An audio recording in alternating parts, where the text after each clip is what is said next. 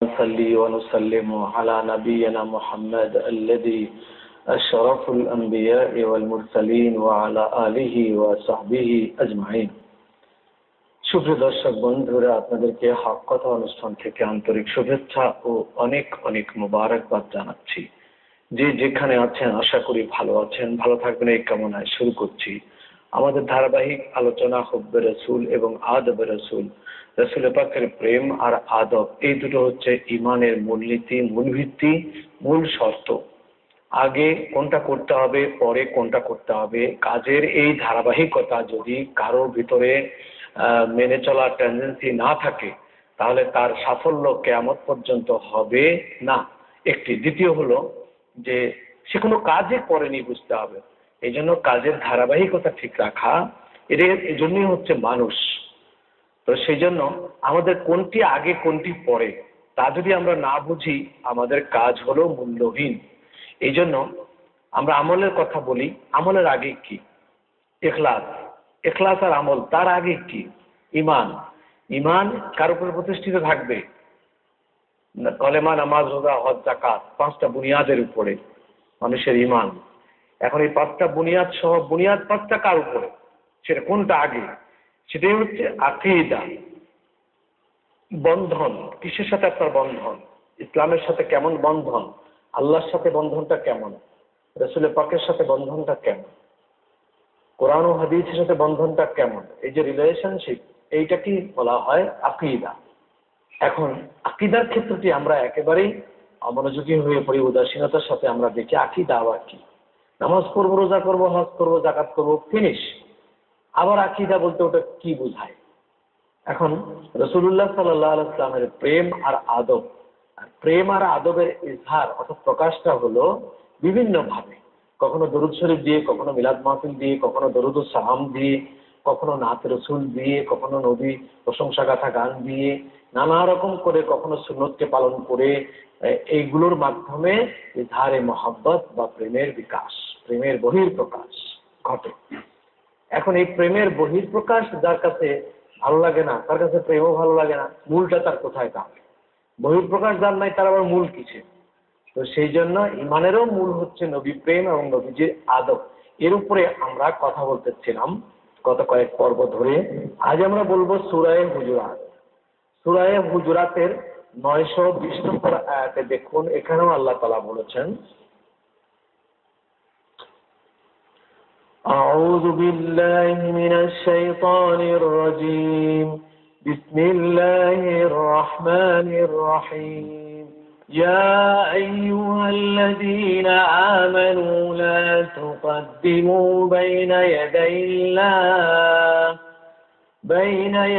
الله ورسوله واتقوا الله إن الله سميع عليم إن الله سميع عليم يا أيها الذين آمنوا لا ترفعوا أصواتكم فوق صوت النبي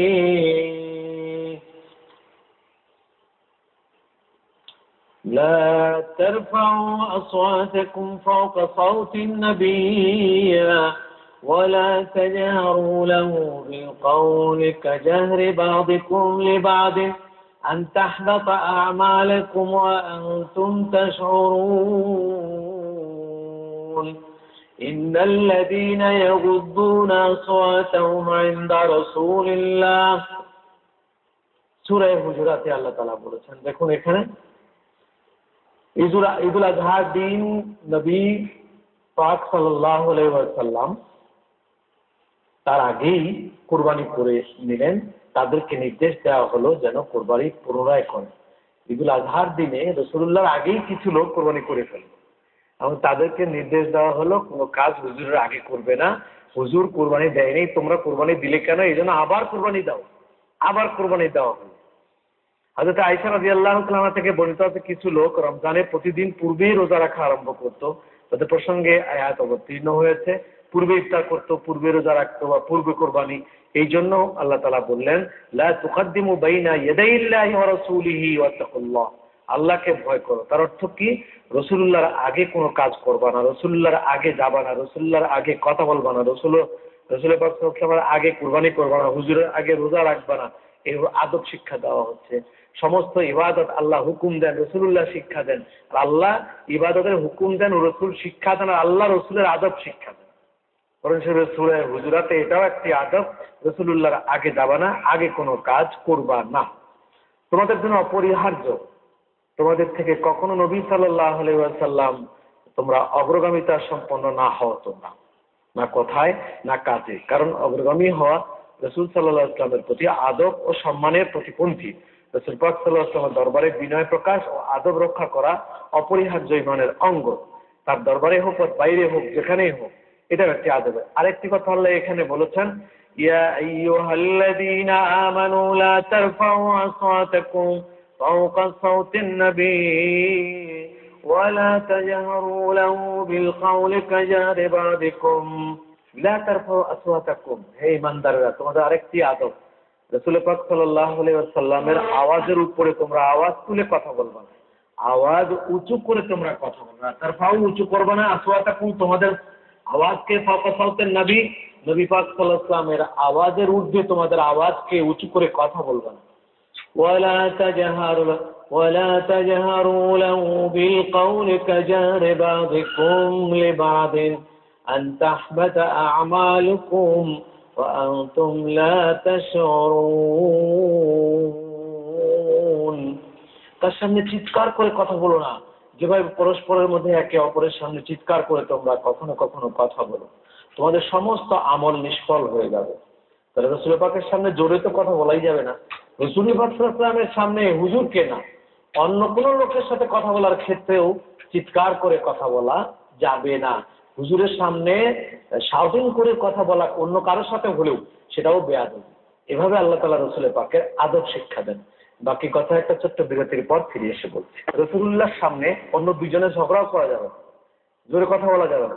এমনকি এখন পর্যন্ত নবী পাক সাল্লাল্লাহু আলাইহি ওয়াসাল্লামের রওজায়ে আতহারের সামনে জোরে কাঁদাও যাবে, কাঁদতে গেলে সেখানেও সাইলেন্টলি কাঁদতে হবে, জোরে কাঁদা যাবে, সেটাও একটা বেয়াদবি। চিৎকার করা যাবে না, সেটাও একটা বেয়াদবি।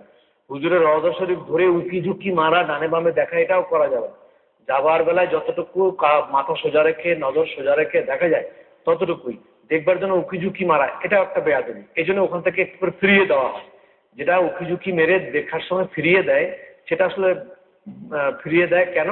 উকি ঝুঁকি মেরে দেখাটাও বেয়াদবি, সেই জন্য একটু করে ফিরিয়ে দেয়। এবং তারপর আল্লাহ তাআলা বলছেন, ইন্নাল্লাযীনা ইয়াগুদ্দুনা আসওয়াতাহুম ইনদা রাসূলিল্লাহ উলাইকাল্লাযীনা ইমতাহানাল্লাহু কুলুবাহুম লিত-তাকওয়া লাহুম মাগফিরাতুন ওয়া আজরুন আযীম। নিশ্চয়ই ওই সমস্ত লোক যারা আপন কণ্ঠস্বরকে নিচু রাখে আল্লাহ রাসূলের কাছে, তারা হচ্ছে ওইসব লোক যাদের অন্তরকে আল্লাহ তাআলা খোদাভীরুতার জন্য পরীক্ষা করে নিয়েছেন, তাদের জন্য ক্ষমা ও মহা পুরস্কার অপেক্ষা করছে। ইন্নাল্লাযীনা ইউনাদুনাকা মিন ওয়ারাই হুজুরাত আকসারুহুম লা ইয়াকিলুন। আবু বকর সিদ্দিক রাদিয়াল্লাহু তাআলা আনহু, হযরত ওমর ফারুক রাদিয়াল্লাহু তাআলা আনহুমা, কোন কোন সাহাবী অত্যন্ত সতর্কতা অবলম্বন করাকে নিজেদের জন্য অপরিহার্য করে নিলেন।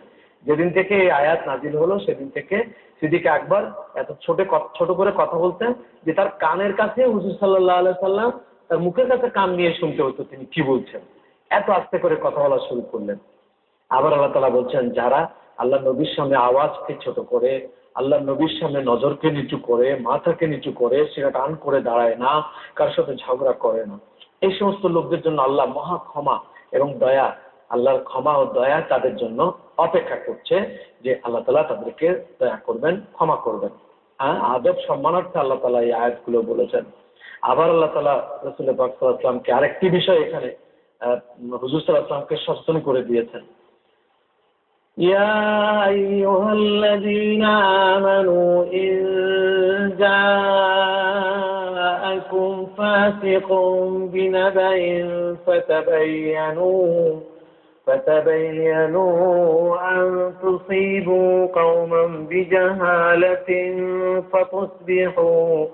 فتصبحوا على ما فعلتم نادمين। যদি কোনো ফাসিক তোমাদের কাছে কোনো সংবাদ নিয়ে আসে, তবে যাচাই বাছাই না করে কাউকে কিছু সিদ্ধান্ত দিও না। যাচাই করে নাও, যাতে কোথাও কোনো সম্প্রদায়কে অযথা বিনা কারণে কষ্ট দেওয়া না হয়। আপন কৃতকর্মের জন্য পরে অনুশোচনা করতে থাকবে। এই জন্য ফাসিকদের কথা, কেউ কারোর কথা শুনেই না। বা একজন এসে কিছু বললো আর খারাপ ধারণা করা, এটাও কবিরা গুনাহ। যেমন ব্যভিচার কবিরা গুনাহ, যেমন চুরি কবিরা গুনাহ, মিথ্যা কবিরা গুনাহ, সুদ ঘুষ কবিরা গুনাহ, মাদকদ্রব্য কবিরা গুনাহ। ঠিক তেমনি কেউ কিছু এসে বললো আর অমনি সিদ্ধান্ত নিয়ে নিলাম এটা করতে হবে, খারাপ ধারণা করতে হবে কারো কথার উপরে, এটা কিন্তু কবিরা গুনাহ। কাফা বিল মারই আন ইউহাদ্দিসা কাযিবা। শুনলো, শুনে অমনি বলে দিল, এটা মিথ্যা কথা বলার জন্য যথেষ্ট। শোনা কথা বলে দেওয়া আর মিথ্যা বলা একই জিনিস। কারো কাছে শুনেছে, অমনি সেই কথা বর্ণনা করে দিল। এই বর্ণনা আর মিথ্যা বলা একই জিনিস। কাফা বিল মারই আন ইউহাদ্দিসা কাযিবা। যা শুনলো তাই সে বর্ণনা করা শুরু করে দিয়ে দিল। সেই জন্য শোনা কথার উপরে আমল করতে নাই। আর শোনা কথা কেউ যদি কিছু এসে বলে, তা যাচাই করতে হবে লোকটির উপরে নির্ভর করে।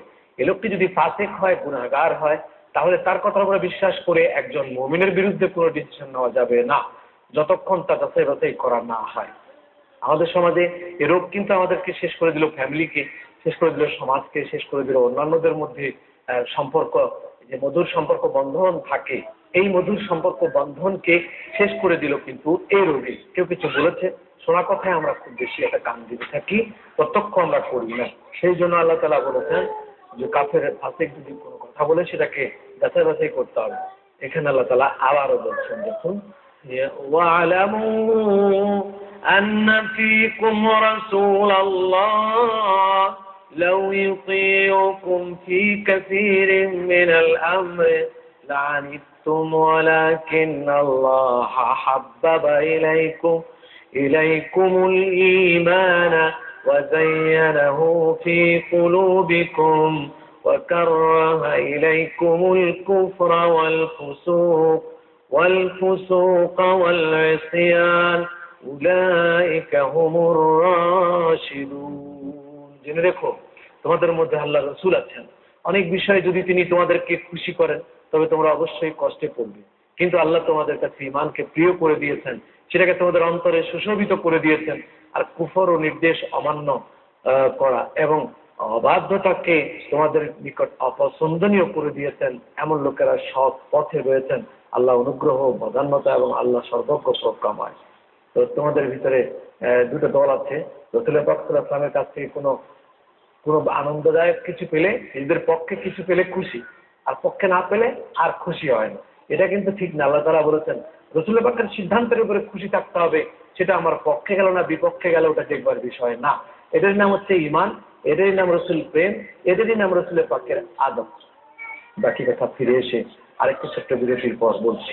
আরো একটা কথা সুন্দর বলেছেন, ইন্নামাল মুমিনুনা ইখওয়া ফাআসলিহু বাইনা আখাওয়াইকুম ওয়াত্তাকুল্লাহ লাআল্লাকুম তুরহামুন। মুসলমান, তোমরা পরস্পর কিন্তু ভাই ভাই। মায়ের পেটে থাকা ভাইয়ের আবেদনের চাইতে লক্ষ গুণ বড় আবেদন, বড় দাবি হচ্ছে আল্লাহ এক, রাসূল এক। এই কারণে যারা ভাই ভাই, ইমানদার মুমিন ভাই ভাই যারা, এই এক ভাই আরেক ভাইয়ের বন্ধন আরো শক্ত আপন মায়ের থেকে, আপন মায়ের পেটের ভাইয়ের থেকে। সে কথা আল্লাহ বলছেন তোমরা পরস্পর ভাই ভাই। ভ্রাতৃত্ব তোমরা রক্ষা করবা, প্রয়োজন বোধে সন্ধি করবা। যদি কোনো কারণে ইখতিলাফ হয়েই যায়, মতনৈক্য হয়ে যায়, সেক্ষেত্রে সন্ধি করে নিবা। আল্লাহকে এইসব ক্ষেত্রে তোমরা ভয় করো। আবার আল্লাহ বলেন, ইয়া আইয়ুহাল্লাযীনা আমানু ইসতানিবু কাসীরাম মিনাজ-যন্নি ইন্না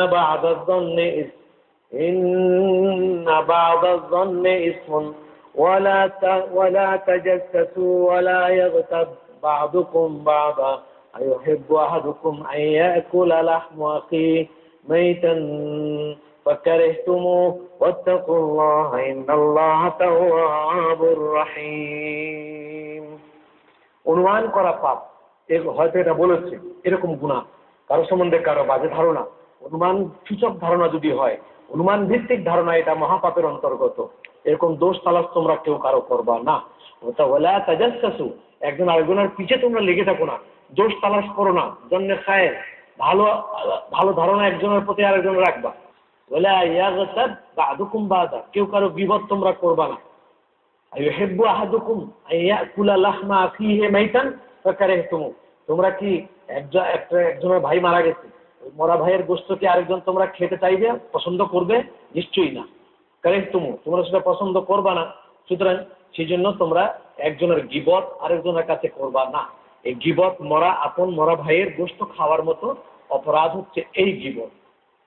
রাসূলুল্লাহ সাল্লাল্লাহু আলাইহি সাল্লামের আদব আল্লাহ তাআলা শিক্ষা দিচ্ছেন, হুজুরের মর্তবা এত বেশি আল্লাহ তাআলা দিয়েছেন। দেখুন হুজুর সাল্লাল্লাহু আলাইহি ওয়াসাল্লাম হাদিস শরীফ দেখুন, মিশকাত শরীফে কিতাবুর রুইয়া বাবুল কিয়াম, আর এখানে বাবু ফাদাইলে সাইয়্যিদুল মুরসালিন সাল্লাল্লাহু ওয়া সাল্লামু আলাইহি, হুজুর সাল্লাল্লাহু আলাইহি ওয়াসাল্লামের ফজিলতের একটা বাবই আলাদা আছে। হাদিস শরীফে, মিশকাত শরীফ, বাবুল কিয়াম, দাঁড়ানো যে যাবে, দাঁড়াতে হবে, কোথায় দাঁড়ানো যাবে কোথায় দাঁড়ানো যাবে না তার আলাদা চ্যাপ্টার আছে এখানে। আর দাঁড়াইলেই বেদাত। হুজুর সাল্লাল্লাহু আলাইহি ওয়াসাল্লাম, আমরা কাকে ভালোবাসি, কার ভালোবাসা প্রকাশ করি, কার ভালোবাসা প্রকাশ করতে গিয়ে আমরা দরুদ ও সালাতু সালাম পাঠ করি, সেটা একবার একটু দেখা দরকার কিনা বলুন। এই যে এখানে আল্লাহ তাআলা বলছেন, আল্লাহ হাবিব বলছেন, আন আবি হুরায়রা রাদিয়াল্লাহু তাআলা আনহু আন্নাহু ক্বাল قال رسول الله صلى الله عليه وسلم أنا سيد ولد آدم يوم القيامة وأول من ينشق عنه القبور وأول شافع وأول مشفع। আমি সর্বপ্রথম, রাসূলুল্লাহ সাল্লাল্লাহু আলাইহি ওয়াসাল্লাম বলছেন, হযরত আবী হুরায়রা রাদিয়াল্লাহু তাআলা আনহু রিওয়ায়াত করে বলছেন, হুজুর বলছেন, আনা সাইয়্যিদু উলদে আদম ইয়াউমুল কিয়ামা, কিয়ামতের দিন যত বনি আদম সকলের সর্দার আমি থাকব। তারপর আউয়ালু মাইয়ানশাক্কা আনহুল কুবুর, কিয়ামতের ময়দানে কবর থেকে সর্বপ্রথম আমি উঠব। আল্লাহ তাআলা আমাকে তুলবেন সর্বপ্রথম। হুজুর সাল্লাল্লাহু আলাইহি ওয়াসাল্লাম কে আল্লাহ সর্বপ্রথম ডেকে তুলবেন দোস্তের ডাকে, কুমকুম ইয়া হাবিবি কাম তানামি, কত ঘুমাবেন, উঠেন। তারপর ওয়া আউয়ালু শাফিঈন ওয়া আউয়ালু মুশাফফাঈন, সর্বপ্রথম আমি শাফাত করার সুযোগ পাবো, আমি শাফাত করব, আমি সর্বপ্রথম শাফাত করব। তাহলে আল্লাহ রসুলের প্রশংসা আল্লাহ এভাবে কোরআন শরীফে করেছেন, রসুল তার পরিচয় এভাবে দিয়েছেন। আমরা কার প্রেমে আছি, কার আদব করছি, কার প্রেম ও আদবের বহিঃপ্রকাশ দরুদ সালামের মধ্যে ঘটাচ্ছি, সেটা একবার আমাদের জানতে হবে, বুঝতে হবে। তারপরে জায়েজ না জায়েজ ফতোয়া দিতে হবে। ফতোয়া দেওয়া তো সহজ, কিন্তু বোঝা মুশকিল। আর এখন আক্তার মুফতি কায়দা নুরানি পড়ে মুফতি হয়ে গেছে, এরকম বাজে মুফতি ইটমারি ফালমারি কিতাব নিয়ে ঘুরে, কোনো কিতাবাদি এদের নাই, এরা মুফতি হয়ে গেছে। পড়ায় কায়দা, নাম দিছে জামিয়া বিশ্ববিদ্যালয়, পড়ায় কায়দা, নাম দিছে মুফতি আজম। কাহাকে বলে? বাংলাদেশে কোনো সেন্সার নাই, কোনো ধরপাকড় নাই বলে ফ্রি স্টাইলে যে যা পারছে সেসব বলতেছে। মাথার মধ্যে তো রুমাল লাগানি আছে, ঢাকা, বড় বড় দাড়ি তো আছেই, দেখতে তো মাশাআল্লাহ শরীর তো আছেই। এখন শরীর মোটা হলে আর বড় দাড়ি হলে আর বড় ঘুমটা হলে একজন বড় আলেম হয়ে গেলে পৃথিবী কোথায় আছে? মা আয়েশা সিদ্দিকা রাদিয়াল্লাহু তাআলা আনহা এত পাতলা ছিলেন যে উনি পালকির উপরে থাকলেও যেরকম, না থাকলেও এরকম। অথচ রাসূলুল্লাহ বলেছেন তার কাছে এলেম শিখা আমার পরে যদি শিকার থাকে। সেই জন্য ঢালাও ফতোয়া না দিয়ে আগে বুঝতে হবে আমরা কাকে ভালোবাসছি। আল্লাহ আমাদেরকে নবীর প্রেম ও নবীর আদবের উপরে রাখুন। এর উপরে আমরা দুনিয়ার থেকে চলে যেতে চাই। রাসূল পাক সাল্লাল্লাহু আলাইহি ওয়াসাল্লামকে দেখতে দেখতে এই ফরিয়াদ রেখে আপনাদের শুভকামনা করে শেষ করছি। আসসালামু আলাইকুম ওয়া রাহমাতুল্লাহি ওয়া বারাকাতুহু।